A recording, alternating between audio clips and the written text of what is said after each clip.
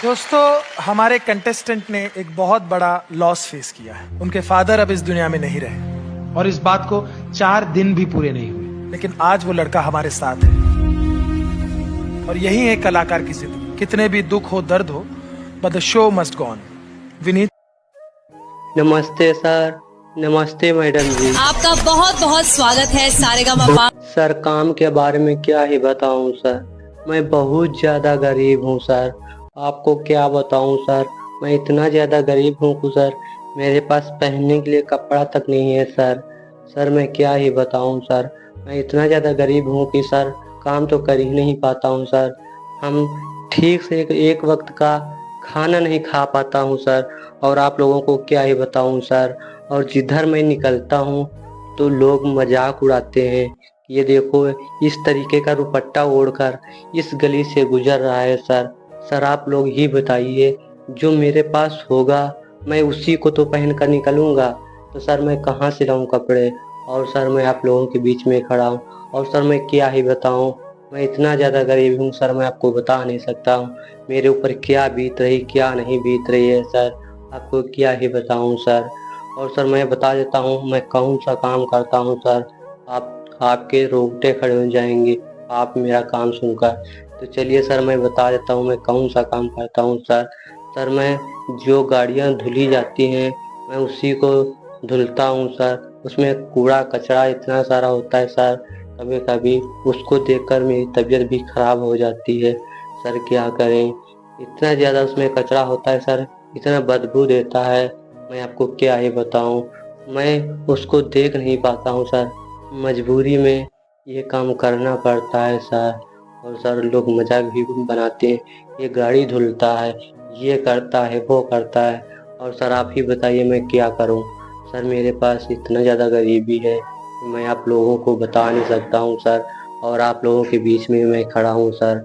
Sir जब मैं गाड़ी धोते धोते मैं गाना गा रहा था, तभी वहाँ का जो गाड़ी का मालिक था उसने मेरी आवाज़ को सुना और समझा और बोला, बेटा आपकी आवाज़ इतनी अच्छी है तो आप यहाँ पर क्यों गाड़ियाँ धोते हो।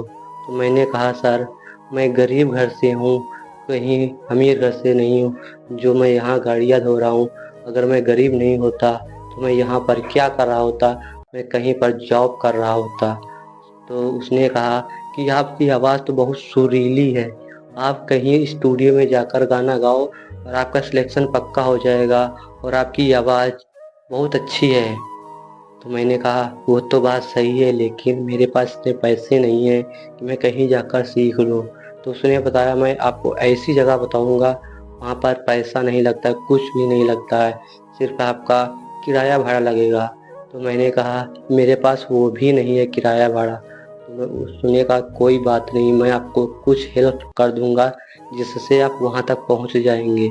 और जब वहाँ पर पहुँच जाना वहाँ से आपको कुछ वहाँ के जो जज लोग हैं वहाँ गरीबों की मदद करते हैं। तो मैंने कहा अच्छा ठीक है। तो उन्होंने हमें कुछ पैसे दिए और कहा आप जाइए, इंडियन आइडल एक मंच है, दुनिया का सबसे बड़ा इंडियन आइडल मंच है, वहाँ पर टैलेंट चलता है, वहाँ गरीबों का ही वो इंडियन आइडल शो है।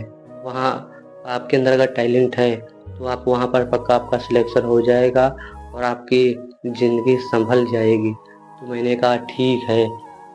तो सर मैं जैसे तैसे करके इस इंडियन आइडल के मंच पर खड़ा हूँ, मुझे बिल्कुल यकीन नहीं हो रहा है कि मैं यहाँ पर खड़ा हूँ।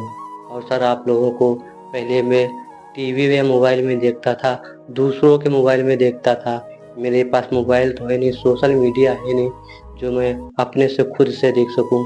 अगर कोई चलाता है तो मैं उससे कहता हूँ ये इंडियन आइडल शो लगाओ, मैं उससे गाना सुनूंगा, तो लोग लगा देते हैं सर। मैं उसी को प्रैक्टिस करता रहा और आज मैं यहाँ पर खड़ा हूँ और सर मैं आप लोगों के बीच खड़ा हूँ। तो चलिए सर मैं आप लोगों को 2 लाइनें सुनाता हूँ, अगर मेरे गाने में कोई भी गलती हो तो सर मुझे क्षमा कर देना, क्योंकि सर हम इस गरीब फैमिली से, एक गरीब परिवार से हैं सर। घर में मैं ही बड़ा हूँ, मैं परिवार चलाता हूँ, सारी जिम्मेदारियाँ मेरे पर हैं। तो चलिए सर मैं आपको 2 लाइनें सुनाता हूँ, अगर कोई ना गाने में गलती हो तो मुझे क्षमा कर देना। हमारे पास जो कारीगरी है वो ये है और ये दिखाओ, चलो गाओ। गाओ फिर से, हमारे पास जो कारीगरी है वो ये है और ये दिखाओ, चलो गाओ। गाओ फिर से, गाओ ये वाली।